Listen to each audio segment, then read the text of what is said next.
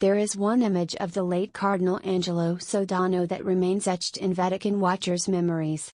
On February 11, 2013, Benedict XVI had just delivered a speech announcing his resignation and left amid an atmosphere of emotion and bewilderment. Immediately, two groups of cardinals formed, one around the then Vatican Secretary of State Cardinal Tarcisio Bertone, the other around Sodano, the Dean of the College of Cardinals and a sure point of reference for many. With Sodano's death on May 27, the era of the great Vatican diplomats who became men of government ended. The symbol of these men is Cardinal Pietro Parolin, the current Vatican Secretary of State, who was effectively the Vatican's Deputy Minister of Foreign Affairs under Sodano first and then Bertone, before he was sent to serve as nuncio to Venezuela in 2009, returning in 2013 as Secretary of State.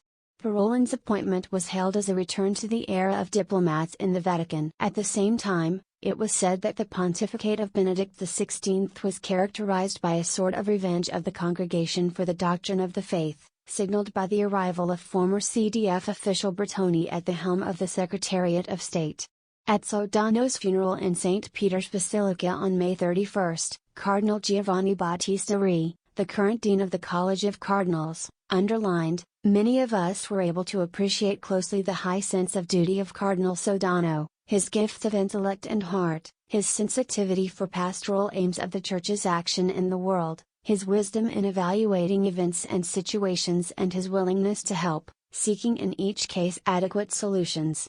Cardinal Re served in the Secretariat of State from 1989 to 2000 as Sostituto for General Affairs. Sodano became Secretary of State in 1991, a post he held until 2006. Many appraisals of Sodano stress his power and influence. The human side, however, rarely comes over. One of his former secretaries recalled that Sodano never directly corrected his drafts. On the contrary, he modified them with discretion so as not to make people feel bad. It seems almost ironic that Sodano died before the announcement of the next consistory of Pope Francis and the entry into force of the new Vatican Constitution. It's as if his death took place before the world of the Vatican changed definitively. But Sodano anticipated the times. As Dean of the College of Cardinals, he managed the pre-conclave meetings of 2013, although he was not among the cardinal electors because he was already over 80 years old. He celebrated the Missa pro elegendo pontifex, the Mass that precedes the Cardinal's departure for the Sistine Chapel. Read in retrospect, that homily already outlined the personality traits of Cardinal Jorge Mario Bergoglio and echoed the speech that the future Pope Francis himself had made during the pre-conclave meetings. Similarly, Pope Francis had initially governed with an eye on the pre-conclave meetings and praised the Curia of the old days at the press conference on his return flight from Rio de Janeiro in 2013. Sodano served as nuncio to Chile before becoming Secretary of State, where he had distinguished himself in the fight against liberation theology, but also been accused of excessive prudence towards the Pinochet regime. This happens, after all, also because Vatican diplomats always remain in dialogue. They never leave the field. When Sodano was called by Pope John Paul II to lead the Secretariat of State, it was a momentous historical period. The Berlin Wall had fallen, the Church had gained international weight, and there was a lot of confidence in the Church's role in the world. It was an auspicious time in which the network of diplomats gained more and more importance, also favored by the many new diplomatic ties that were established with the newly independent countries of the former Soviet Union.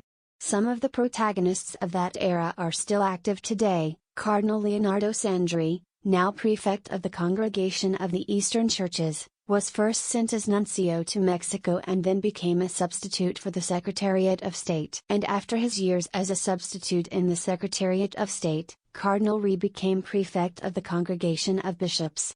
The late Cardinal Jean-Louis Touran, the Vatican's Secretary for Relations with States until 2003, was named Archivist and Librarian of the Holy Roman Church and then President of the Pontifical Council for Interreligious Dialogue. After Benedict XVI became Pope, there was often talk of this gang of diplomats which had lost influence. But it returned under Pope Francis, who looked to them in moments of crisis.